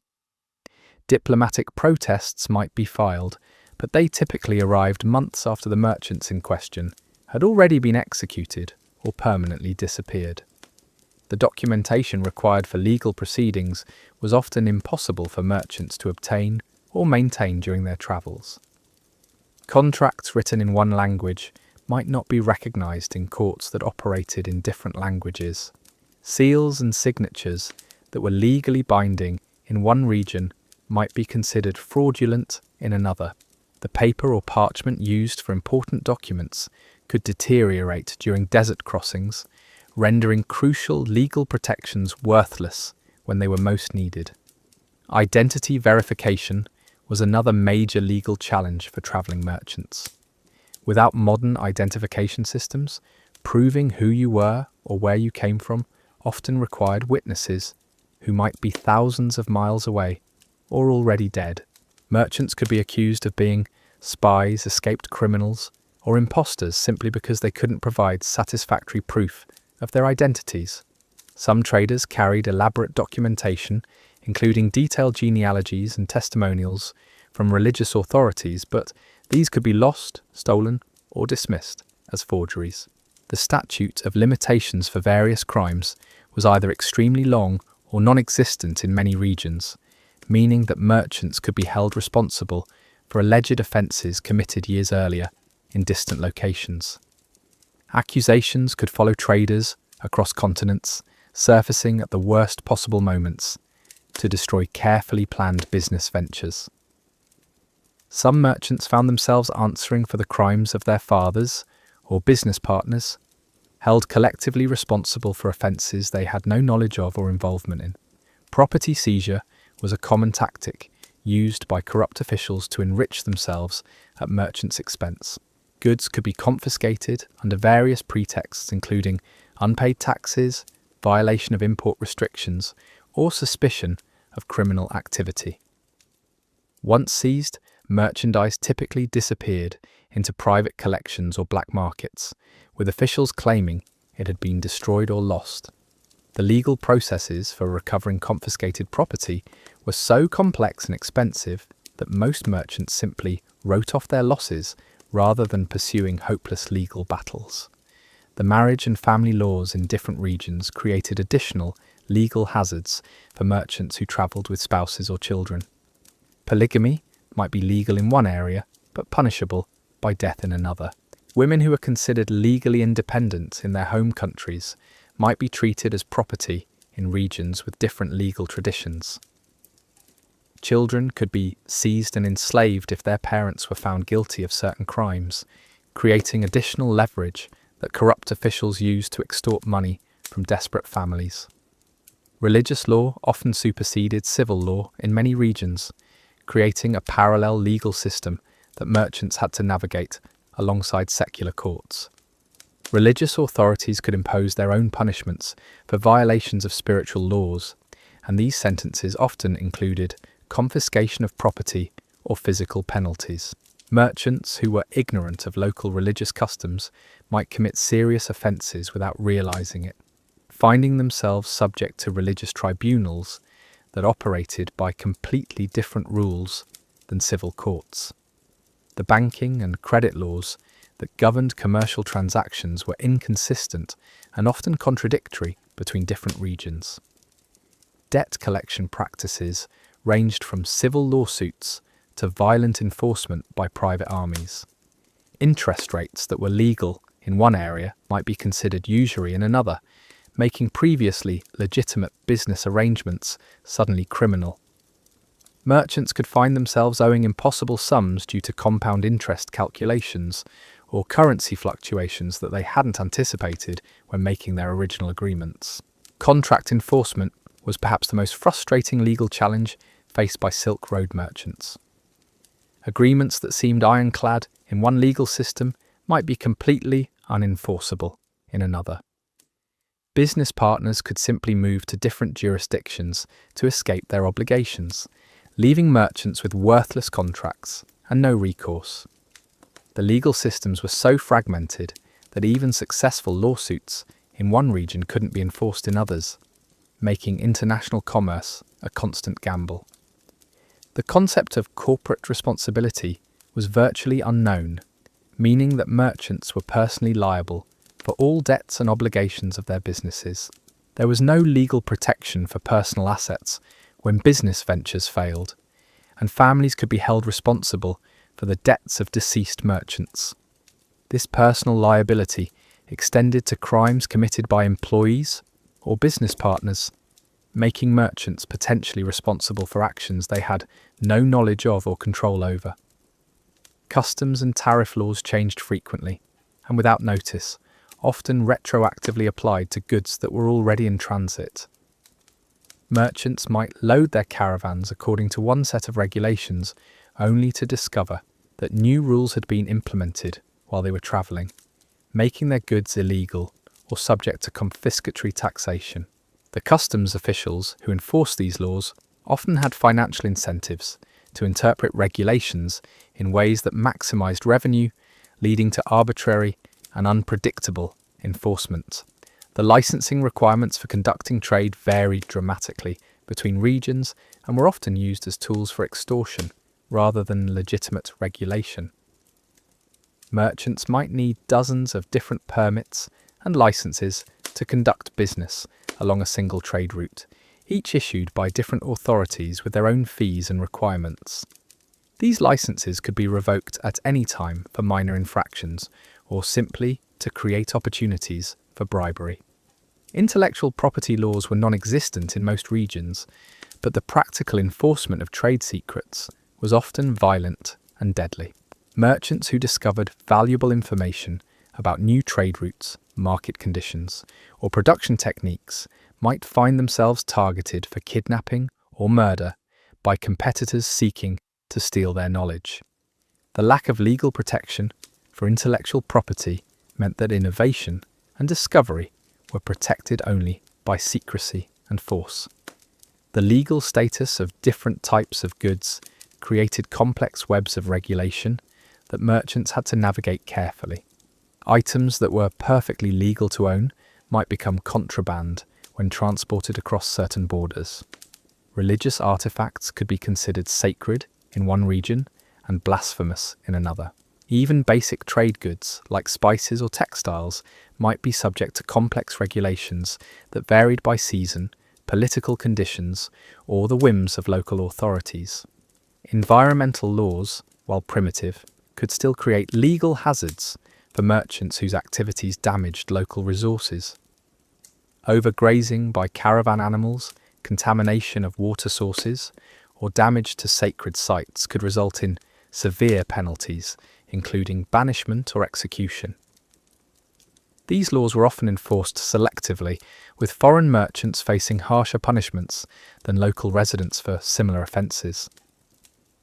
The legal treatment of accidents and unintentional harm was harsh and unforgiving. Merchants whose pack animals injured local residents, whose goods caused harm through defects or contamination, or whose presence contributed to accidents, could face severe legal consequences regardless of their intent or negligence. The concept of insurance or limited liability was virtually unknown, making merchants personally responsible for any harm that could be connected to their activities. Military law often superseded civilian law during times of conflict or political tension, subjecting merchants to military tribunals with their own harsh standards of justice. Martial law could be declared with little warning, instantly changing the legal landscape and making previously legal activities subject to military prosecution. Merchants caught in regions under martial law often found themselves treated as potential spies or saboteurs, subject to summary execution without trial. The legal protections for witnesses and informants were minimal or non-existent, making it dangerous for merchants to testify in legal proceedings even when they were victims of crimes. Witnesses who provided testimony against powerful interests often faced retaliation, including violence, economic boycotts, or false criminal charges. This created a climate of fear that made it difficult for merchants to seek legal remedies for wrongs committed against them. The court systems themselves were often physically dangerous places where violence could erupt without warning. Legal proceedings might be interrupted by armed conflicts between different factions, and courtrooms were sometimes attacked by supporters of one party or another. Merchants who attended court proceedings risked being caught in the crossfire of conflicts that had nothing to do with their original legal issues. The appeal to religious sanctuary was sometimes available to merchants facing legal persecution, but this protection came with its own risks and limitations. Religious authorities who provided sanctuary might demand conversion to their faith, payment of substantial fees, or performance of dangerous tasks in exchange for protection. Sanctuary could be revoked at any time, and merchants who left protected areas remained subject to the original legal charges against them. The legal documentation of property ownership was primitive and easily forged or disputed. Land records, if they existed at all, were often controlled by corrupt officials who could alter them for profit. Merchants who purchased property or established businesses in foreign regions might discover that their ownership rights were contested by local residents, government officials, or religious authorities who claimed prior rights to the same assets. The enforcement of judgments and court orders was inconsistent and often violent. Winning a legal case didn't guarantee that the judgment would be enforced, and merchants might have to hire private armies or rely on corrupt officials to collect damages awarded by courts. The enforcement process itself was dangerous, as it often involved confronting powerful interests who had no intention of complying with the legal orders. The concept of bankruptcy or debt forgiveness was virtually unknown in most legal systems along the Silk Road. Merchants who couldn't pay their debts faced imprisonment, slavery, or execution rather than legal relief from their obligations. families could be held responsible for debts across multiple generations, creating hereditary bondage that lasted long after the original debtors had died. The only escape from overwhelming debt was often flight to regions where the creditors had no legal jurisdiction. The legal treatment of different ethnic and religious groups created additional hazards for merchants from minority backgrounds. Discriminatory laws might prohibit certain groups from owning property, conducting specific types of business, or even entering certain regions. These legal restrictions were often enforced through violence, and merchants who violated them faced not only legal penalties, but also mob violence from local populations. The regulation of weights, measures, and currency standards varied dramatically between regions, creating opportunities for legal persecution of merchants who used unfamiliar systems. Standards that were perfectly legitimate in one area might be considered fraudulent in another, leading to charges of cheating or counterfeiting. Merchants had to carry multiple sets of weights and measures to comply with different local standards, but this equipment could itself be viewed with suspicion by authorities looking for evidence of fraud. The legal procedures for handling the estates of merchants who died during their travels were complex and often resulted in the complete loss of assets to local authorities or creditors. Inheritance laws varied dramatically between regions, and foreign merchants' heirs often had no legal standing to claim property or recover debts owed to the deceased. The administration of estates could take years or decades, during which time assets typically disappeared into the pockets of administrators and court officials. The treatment of mentally ill or incapacitated merchants was harsh and often fatal systems here. Legaled little understanding of mental health issues, and merchants who suffered psychological breakdowns were often treated as criminals or by evil-possessed spirits. The legal procedures for handling incapacitated individuals typically resulted in the seizure of their property and their abandonment to die in the wilderness or in institutions. The regulation primitive of medical create practiced additional legal hazards for merchants who attempt sick to treat or injured companions. Providing medical care without proper authorization could result in charges of practicing medicine illegally, while failing to provide care might lead to charges of negligence or murder. The primitive understanding of medicine meant that successful as white be view treatments, wildcraft, failed treatments could result in charges of poisoning or deliberate harm. The legal status of slaves and accompanied indentured servants who'd merchant caravans was complex and varied dramatically between regions. Slaves who were legal property in one area might be considered free individuals in another, creating complex legal situations when caravans crossed borders. Merchants could find themselves accused of kidnapping or illegal enslavement simply because the legal status of their servants changed when they entered new jurisdictions. The taxation of merchant activities was often retroactive and confiscatory, with authorities inventing new taxes or dramatically increasing existing rates to extract maximum revenue from wealthy traders. Tax collection procedures were typically violent and immediate, with merchants facing imprisonment or seizure of goods if they couldn't pay instantly. The appeal procedures for tax disputes were either non-existent or controlled by the same officials who had imposed the original taxes. The legal treatment of technological innovations and new business methods was generally hostile, as authorities viewed changes to traditional practices as threats to established interests. Merchants who introduced new products, trade routes, or business techniques might find themselves accusing traditional of vile laws or threatening established monopolies. Innovation was often seen as a form of subversion that required legal suppression rather than protection. The environmental and resource laws that governed the use of water, grazing land, and other natural resources were often enforced through violence rather than legal procedures. Merchants whose activities competed with local interests for scarce resources might face immediate physical retaliation rather than legal proceedings. The concept of environmental impact assessment was unknown, and merchants were often held responsible for ecological damage that resulted from normal commercial activities. The legal procedures for handling disputes between merchants from different cultural backgrounds were inadequately and often resulted in violent conflicts than peaceful resolutions. Cultural misunderstandings were often interpreted as deliberate insults or crimes, leading to legal proceedings that escalated into broader conflicts between different ethnic or religious communities. The lack of cultural competency in legal systems meant that innocent actions were often criminalized based on misinterpretation of intent or significance. The regulation of information and communication create hazards for merchants who carried legal news, messages, or documents between different regions.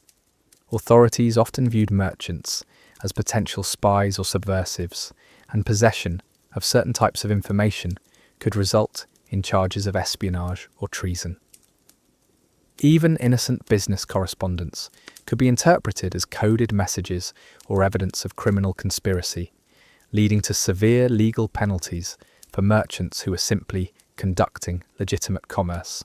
The military recruitment systems along the Silk Road created their own unique brand of legal terror for travelling merchants. Various kingdoms and city-states maintained the right to conscript foreign traders into their armies during times of conflict, treating merchant caravans as convenient sources of manpower and equipment. These forced recruitment practices were often disguised as legitimate taxation or military service obligations, but they effectively amounted to legalized kidnapping. Merchants who possessed valuable skills, particularly those with knowledge of foreign languages, distant trade routes, or military tactics, were especially vulnerable to forced conscription. Local commanders recognized that experienced traders often had combat experience gained from defending their caravans against bandits, making them valuable additions to military forces. The conscription process was typically violent and immediate, with soldiers surrounding merchant camps and selecting individuals based on their apparent fitness and usefulness. The duration of forced military service was often indefinite, with conscripted merchants finding themselves trapped in armies that kept them enlisted through a combination of legal obligations and physical threats. Desertion was punishable by death, but remaining with the army often meant being sent into battles where survival was unlikely. Many merchants who were forced into military service never returned to their trading careers, either dying in combat or becoming permanently integrated into military organizations that refused to release them. The legal frameworks that governed military conscription were deliberately vague and expansive, allowing commanders to justify the seizure of almost any merchant or their property for military purposes. Weapons, pack animals, supplies, and even trade goods could be requisitioned for military use under various emergency powers that seemed to be invoked whenever valuable caravans appeared. The compensation offered for requisitioned goods was typically far below market value. When it was offered at all, military courts operated under even harsher standards than civilian legal systems, with summary execution being a common punishment for infractions that would merit only fines in civilian contexts. Merchants who found themselves subject to military justice had virtually no legal protections or rights of appeal. The concept of civilian immunity from military law was unknown, and foreign merchants were often treated more harshly than local citizens when facing military tribunals. The spy networks that operated along the Silk Road created additional legal hazards for merchants whose activities or associations might be interpreted as intelligence gathering. The line between legitimate commerce and espionage was deliberately blurred by authorities who found it profitable to accuse wealthy merchants of spying for foreign powers. These accusations were nearly impossible to disprove, as normal merchant activities like gathering market information or establishing contacts in foreign cities could be presented as evidence of espionage. The punishment for espionage was invariably death, but the execution was often preceded by extended torture, designed to extract information about other alleged spies or criminal conspirators. Merchants accused of spying might be held in custody for months, while investigators attempted to build cases against their associates or business partners. The torture methods used were specifically designed to break down mental resistance rather than simply inflict physical pain, often resulting in false confessions that implicated innocent people. Counterintelligence operations conducted by various kingdoms often targeted merchant communities as potential sources of foreign agents or subversive merchant quarters influences. Tyre in major cities might be subject to mass arrests and interrogations when authorities suspected espionage activities. These operations were often based on minimal evidence or simple paranoia, but they could destroy established merchant communities and eliminate years of careful relationship building. The recruitment of merchants as informants created a climate of suspicion and betrayal within trading communities. Authorities offered various incentives, including reduced taxes, legal protections, or preferential treatment to merchants who provided information about their colleagues' activities. This system of rewards for betrayal meant that merchants could never be certain whether their business partners or competitors might be secretly reporting their activities to hostile authorities. The legal treatment of foreign currency and financial instruments created additional opportunities for persecution of merchants whose wealth was held in unfamiliar forms. Coins or precious metals from distant regions might be declared counterfeit or illegal tender without warning, instantly making merchants' assets worthless or criminal. The exchange rates applied to foreign currency were often manipulated to maximize government profits, effectively confiscating substantial portions of merchants' wealth through legal currency manipulation. Banking regulations, where they existed at all, were designed more to facilitate government control over commerce than to protect merchants' interests. Deposits could be frozen or confiscated based on suspicions of criminal activity, political disloyalty, or simply because authorities needed funds for military campaigns. The primitive banking systems offered no insurance or protection for depositors, and bank failures typically resulted in complete loss of funds for merchants who had trusted these institutions with their wealth. The legal procedures for establishing business partnerships across different jurisdictions were so complex and unreliable that many merchants avoided formal arrangements entirely, relying instead on personal relationships and informal agreements that had no legal standing. This lack of legal protection made business relationships extremely vulnerable to betrayal, fraud, or simple misunderstandings that could destroy years of careful cooperation and mutual investment. Contract law was further complicated by the fact that different regions recognized different types of agreements as legally binding. Verbal contracts that were perfectly valid in one area might be worthless in another, while written agreements required specific forms and witnesses that varied dramatically between jurisdictions. Merchants often found themselves bound by contracts they didn't understand or released from obligations they had considered permanent, depending on which legal system they found themselves subject to. The enforcement of intellectual property rights was virtually non-existent, but the practical protection of trade secrets often involved violence that was far more immediate and deadly than any legal proceeding. Merchants who possessed valuable information about production techniques, trade routes, or market conditions might find themselves targeted for kidnapping by competitors seeking to steal their knowledge. The torture methods used to extract trade secrets were often more sophisticated than those used in legal proceedings, as the goal was to obtain specific information rather than simply to punish the victim. The legal status of different types of merchandise created complex webs of regulation that merchants had to navigate without reliable guidance.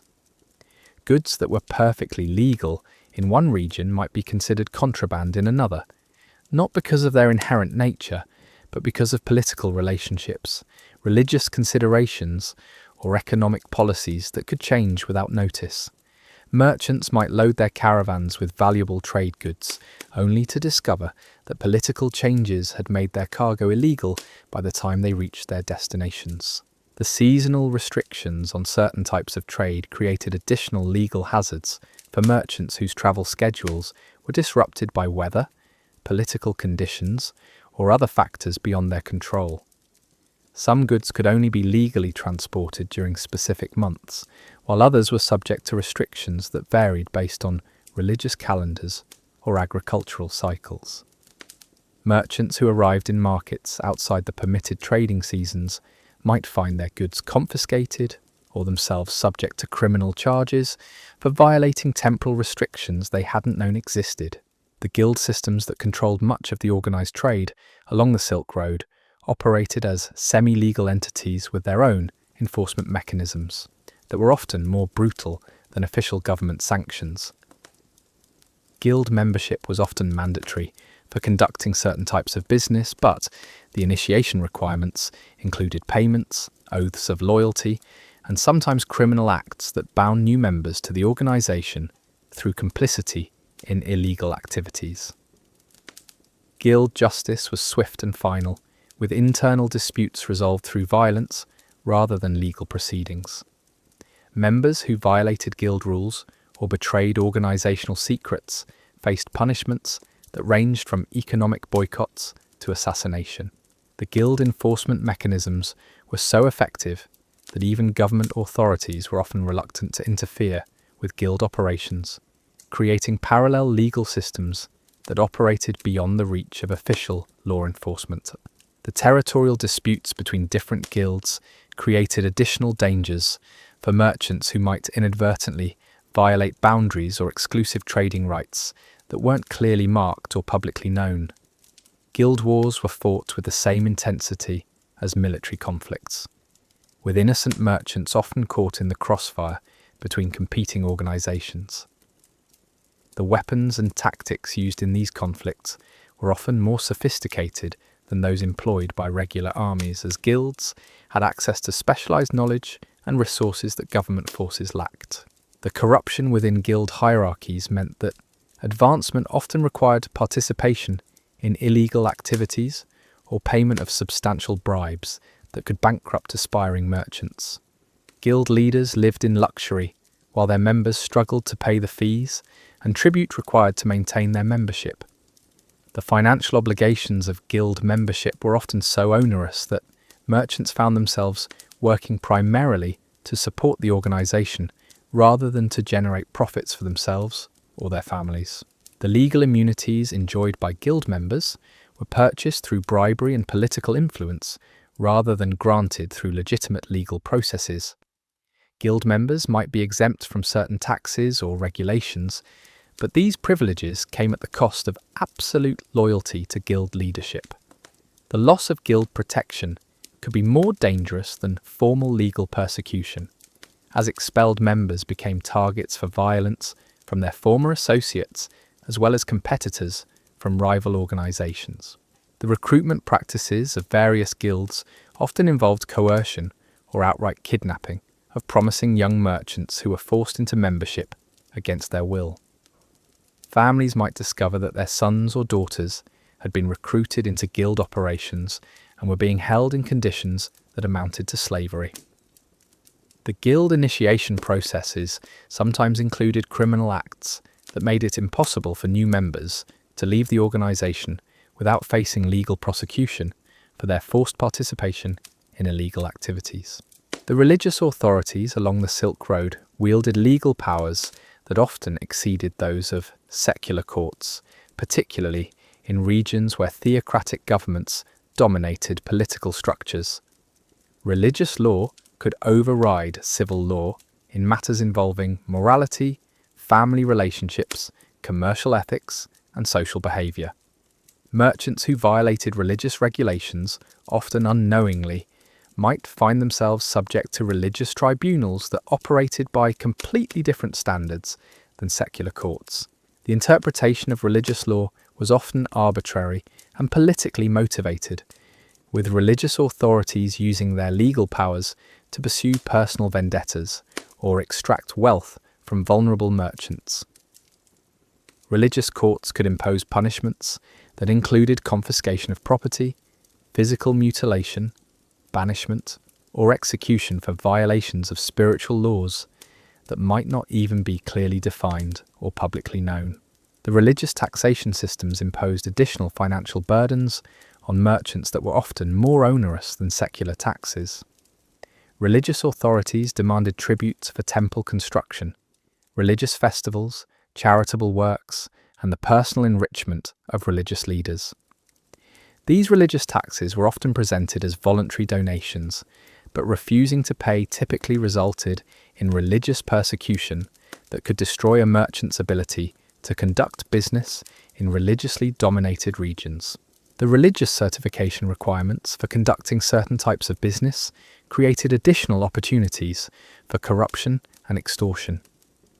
Merchants might need religious approval to trade in specific goods, enter certain cities, or conduct business during religious holidays. The process of obtaining religious certification typically involved payments to religious authorities, performance of religious rituals, or demonstration of proper religious observance that could be extremely time-consuming and expensive. The religious restrictions on social interaction created complex legal hazards for merchants from different faith traditions. Simple actions like eating certain foods, wearing specific types of clothing, or associating with people of different religions could result in charges of blasphemy or religious subversion. The penalties for religious violations were often more severe than those for secular crimes, as religious authorities viewed spiritual offences as threats to their fundamental authority. The religious calendar restrictions that governed commercial activities created additional scheduling challenges for merchants whose travel plans might be disrupted by religious observances they weren't familiar with. Certain times of year were considered inappropriate for commercial activities, while specific days of the week or month might be subject to restrictions that varied between different religious communities. Merchants who violated these temporal restrictions might face religious prosecution even if they were completely ignorant of the relevant religious requirements. The religious authorities' control over marriage and family law created additional legal complications for merchants who travelled with spouses or children from different religious backgrounds. Interfaith marriages might be considered illegal in some regions, while religious conversion requirements could force families to choose between their faith and their ability to conduct business. The religious courts that handled family law often imposed harsh penalties on families that didn't conform to local religious expectations. The religious education requirements imposed on merchant families created additional burdens and expenses for traders who wanted to maintain permanent establishments in religiously dominated regions.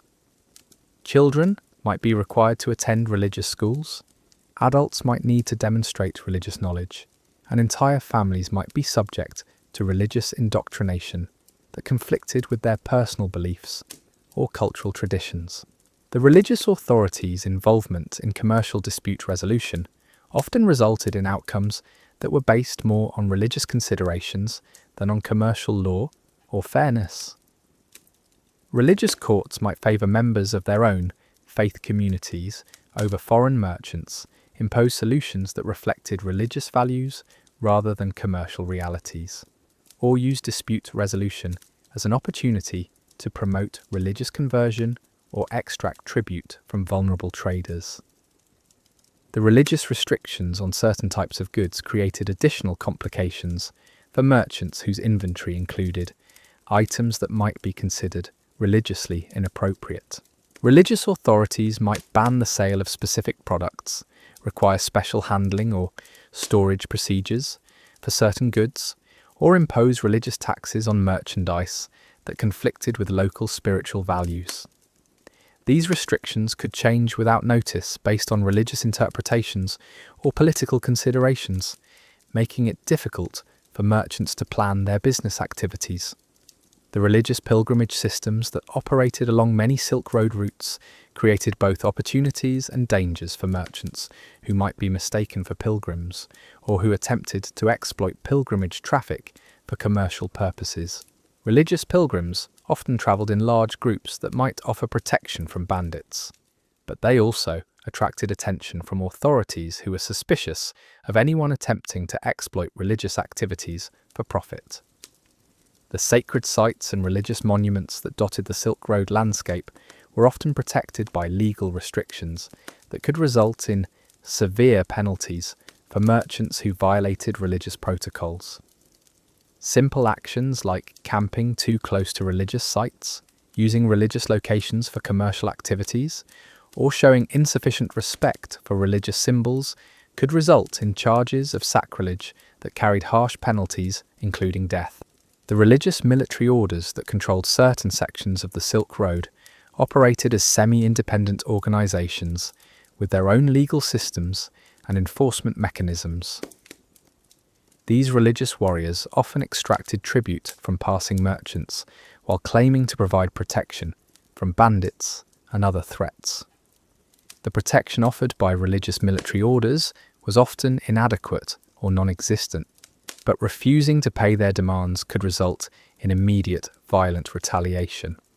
The religious restrictions on female participation in commercial activities created additional legal hazards for merchant families that included women.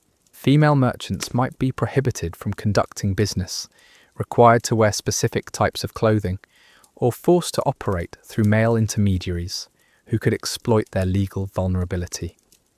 The legal protections available to women varied dramatically between different religious communities, creating complex webs of restriction and opportunity that were difficult to navigate. The religious conversion requirements imposed by some authorities created legal and practical dilemmas for merchants who were forced to choose between their faith and their livelihood. Conversion to local religions might be required for conducting certain types of business, but religious conversion could also create legal problems in the merchant's home region or with business partners from different faith traditions. The sincerity of religious conversion was often questioned by both old and new religious communities, leaving converted merchants vulnerable to persecution from multiple sources. The religious legal procedures that governed inheritance and estate planning created additional complications for merchant families whose wealth was subject to religious law. Religious authorities might impose inheritance restrictions that conflicted with secular law or family wishes, while the religious courts that handled estate matters often extracted substantial fees and tribute from the assets of deceased merchants. The religious requirements for proper burial or funeral rites could also impose significant expenses on surviving family members who were already struggling with legal and financial complications. The religious authorities' power extended into every aspect of merchant life, through a web of spiritual surveillance that made privacy impossible and independent thought dangerous. Religious spies operated throughout trading communities, reporting on merchants' private conversations, business practices, and personal behaviours to religious courts that viewed any deviation from orthodox practice as evidence of heresy or subversion. These informants were often fellow merchants whose own legal troubles had been resolved in exchange for their cooperation with the religious authorities.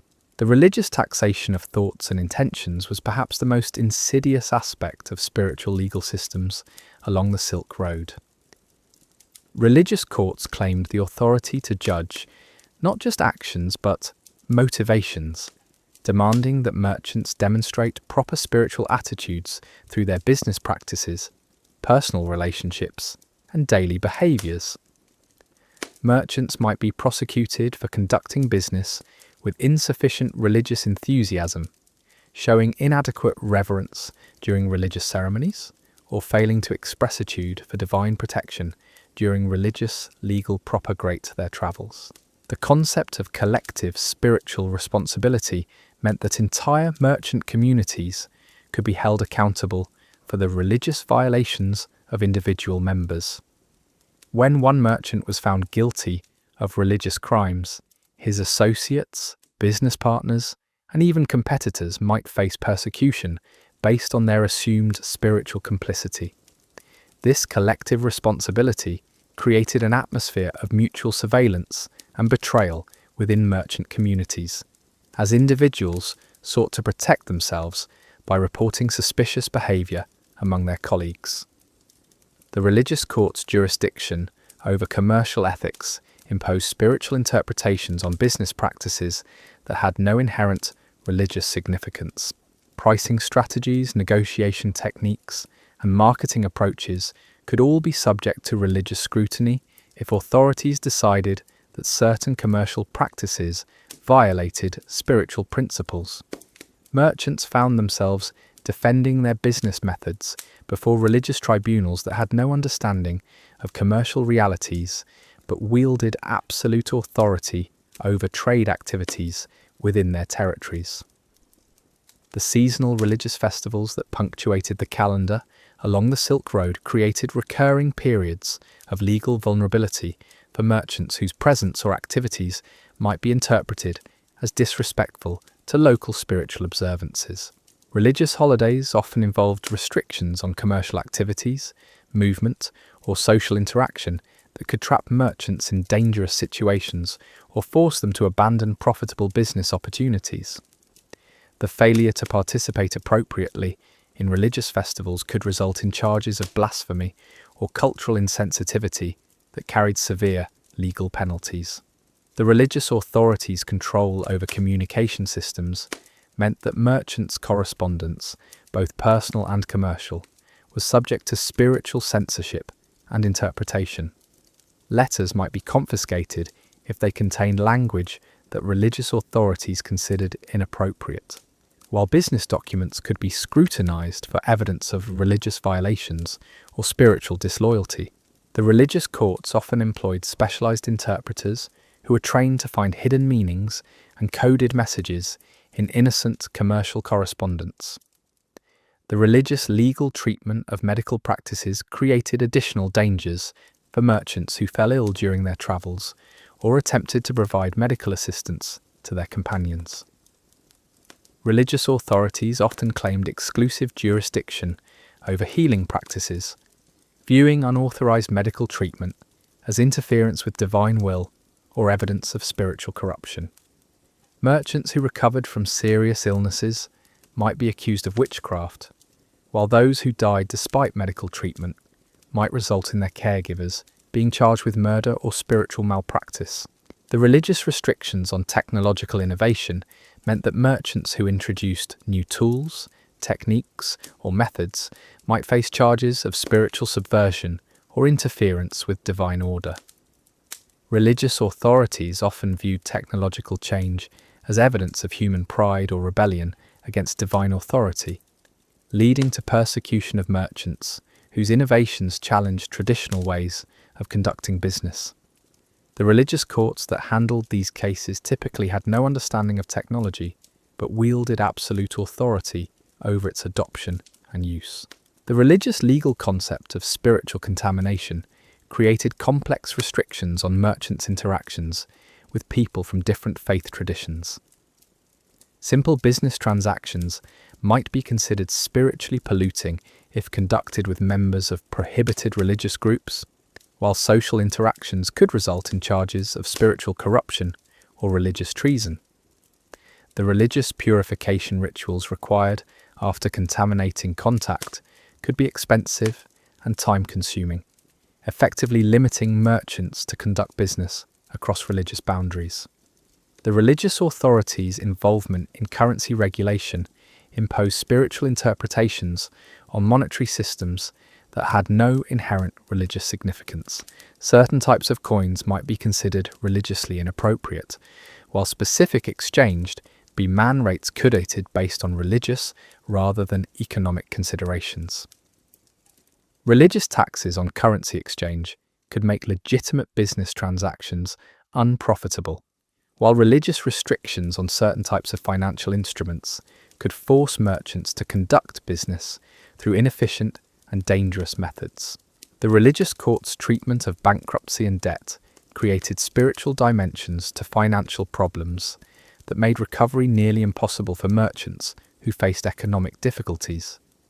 Religious authorities might interpret business failures as evidence of divine punishment, spiritual unworthiness, or moral corruption, leading to additional penalties beyond the economic consequences of bankruptcy. The religious restrictions on debt forgiveness meant that merchants who couldn't pay their obligations might face spiritual, as well as legal persecution that lasted indefinitely. The religious authorities' control over education systems meant that merchant families who wanted to provide proper training for their children often had to choose between religious indoctrination and practical business education.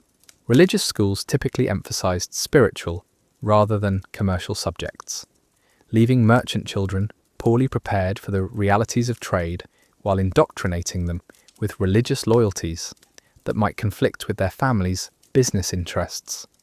The religious restrictions on secular education could effectively prevent merchant families from preparing the next generation to continue their commercial activities. The religious legal procedures for handling disputes between merchants from different faith traditions were designed more to promote religious conversion than to achieve fair resolution of commercial conflicts. Religious courts typically favoured members of their own faith communities while pressuring foreign merchants to convert as a condition of receiving fair treatment. The religious mediation processes often became opportunities for spiritual coercion rather than genuine dispute resolution, with commercial disagreements being transformed into religious conflicts that escalated far beyond their original scope. The religious authorities' involvement in marriage and family planning created additional legal complications for merchant families whose reproductive choices were subject to spiritual regulation. Religious courts might mandate specific marriage arrangements, prohibit certain types of family relationships, or impose religious education requirements on children that conflicted with merchants' business plans or cultural traditions. The religious legal treatment of inheritance and family property often reflected spiritual rather than commercial considerations, leading to outcomes that destroyed rather than preserved merchant family businesses. The religious restrictions on travel and movement created seasonal patterns of legal vulnerability that merchants had to navigate alongside the physical dangers of their journeys. Certain times of year might be considered spiritually inappropriate for travel, while specific routes could be prohibited based on religious rather than practical considerations.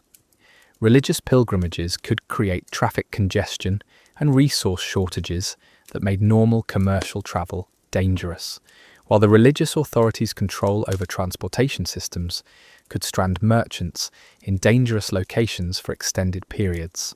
The religious legal concept of divine judgment meant that natural disasters, accidents, or business failures were often interpreted as evidence of spiritual wrongdoing that required legal as well as religious response. Merchants who survived catastrophes that killed their companions might be accused of causing divine punishment through their spiritual failures, while those who prospered when others struggled could face charges of making impains with Avilius barg forces. The religious court's investigation of divine judgment could transform random misfortunes into legal persecutions that destroyed innocent merchants' lives and reputations. The religious authorities' control over information systems meant that merchants' access to crucial business intelligence was subject to spiritual censorship and manipulation. Market reports might be suppressed if they contained information that religious authorities considered inappropriate, while trade route intelligence could be altered to reflect religious rather than practical considerations. The religious restrictions on communication with foreign regions could leave merchants operating with outdated or deliberately false information that led them into dangerous situations. The religious legal treatment of cultural practices created additional hazards for merchants from diverse backgrounds who might unknowingly violate local spiritual customs through their normal business activities. Simple actions like food preparation, clothing choices, or social greetings could be interpreted as religious violations if they conflicted with local spiritual expectations.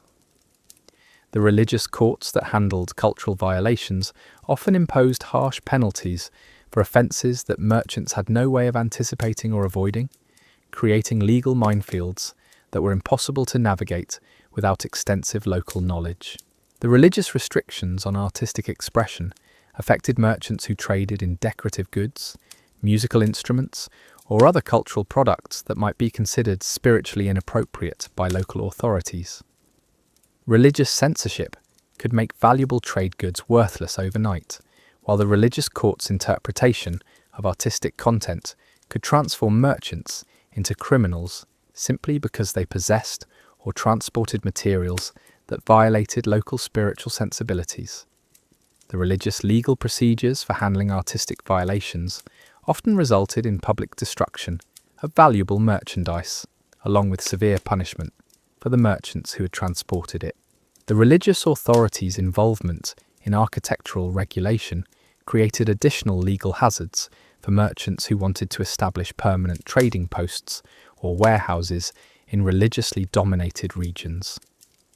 Building designs might be subject to spiritual approval, while construction materials could be restricted based on religious rather than practical considerations. The religious courts that handled architectural disputes often imposed expensive modifications or complete reconstruction of buildings that had already been completed, bankrupting merchants who had invested their life savings in permanent business establishments. The religious legal treatment of technological systems extended beyond individual tools to encompass entire business methods and organizational structures that might be considered spiritually inappropriate. Religious authorities could prohibit specific accounting methods, ban certain types of business partnerships, or mandate religious participation in commercial activities that had no inherent spiritual significance. The religious courts that handled technological disputes typically had no understanding of business practices, but wielded absolute authority over their adoption and implementation. The religious restrictions on international communication created information barriers that made it nearly impossible for merchants to maintain contact with their home bases or coordinate activities across different regions. Religious authorities might prohibit correspondence with specific countries or religious communities, while religious censorship could delay or prevent the transmission of crucial business information. The religious legal penalties for unauthorized communication often included charges of espionage or religious treason that carried death sentences for merchants who were simply trying to conduct legitimate business activities. The religious authorities' control over transportation systems created additional opportunities for extortion and persecution of merchants whose travel plans conflicted with religious priorities. Religious pilgrimages might receive priority access to roads and water sources, leaving commercial caravans stranded in dangerous locations without adequate supplies. The religious legal procedures for resolving transportation disputes typically favoured religious travellers over commercial merchants, regardless of the practical or economic consequences of these decisions. The religious legal concept of spiritual warfare meant that commercial competition could be transformed into religious conflict, with little warning or justification. Merchants who competed successfully against religious organisations far off their overawed business partners might face charges of conducting spiritual warfare against divine authority. The religious courts that handled these cases often imposed penalties that went far beyond normal commercial remedies, including banishment, confiscation of property, and physical punishment for merchants whose only crime was effective business competition. The religious restrictions on social organisation affected merchants' ability to form professional associations, trading partnerships, or mutual aid societies that might provide some protection against the dangers of Silk Road commerce. Religious authorities often viewed secular organisations with suspicion, requiring religious oversight of business associations or mandating religious participation in commercial activities. The religious legal procedures for approving social organisations were designed to ensure religious control rather than to facilitate effective business cooperation among merchants. The religious authorities' involvement in conflict resolution meant that disputes between merchants were often transformed into spiritual battles rather than commercial negotiations. Religious mediation typically emphasized moral and spiritual considerations rather than practical business solutions, leading to outcomes that satisfied religious authorities while destroying the commercial relationships that merchants needed to survive. The religious court's handling of commercial conflicts often escalated minor disagreements into major legal battles that consumed merchants' resources and attention while providing no meaningful resolution of the underlying business problems. The religious legal treatment of foreign customs created additional cultural barriers that made it difficult for merchants to adapt their business practices to local conditions. Religious authorities might prohibit specific negotiation techniques, ban certain types of social interaction, or mandate religious rituals that were incompatible with merchants' cultural backgrounds. The religious courts that handled cultural violations often imposed penalties that reflected religious prejudices rather than legitimate legal concerns, creating additional dangers for merchants who were already struggling to navigate unfamiliar cultural landscapes. The Silk Road stands as one of history's greatest paradoxes, a network of routes that connected civilizations while simultaneously destroying countless lives in the process. For over a millennium, these trade routes represented both humanity's greatest ambition and its most brutal reality. They were pathways to unimaginable wealth and doorways to almost certain death, often within the same journey. What makes the story of the Silk Road so haunting is not just the scale of suffering it produced, but the way that suffering was systematically ignored by history. We remember Marco Polo's adventures and the exotic goods that flowed between East and West. But we forget the merchants, whose bones bleached in the desert sun, the families destroyed by debt and loss, the communities torn apart by violence and exploitation. The merchants who survived these routes were forever changed, carrying physical and psychological scars that marked them for life. They returned to their homes as strangers, unable to readjust to peaceful civilian life, haunted by memories of companions left behind in unmarked graves scattered across 2 continents. Their success came at a price that few today could comprehend or accept. Yet perhaps the most sobering lesson of the Silk Road is how little the promise of wealth meant when weighed against the certainty of suffering. Despite mortality rates that would horrify modern sensibilities, despite legal systems designed to exploit rather than protect, despite environmental conditions that seemed engineered by nature itself to kill travellers, people kept coming. The dream of transformation, of escape from poverty and obscurity, proved stronger than the reality of almost certain death. Tonight, as you drift off to sleep in the safety of your warm bed, spare a thought for those forgotten merchants who gambled everything on a single journey across the most dangerous trade routes in human history. Their stories remind us that the luxuries we take for granted today were bought with a currency of human suffering that few of us will ever truly understand. But their tale is far from over. The legal nightmares, the religious persecution, the guild wars and military conscription, all of this was just the beginning of what made life on the Silk Road a journey into darkness from which many never returned.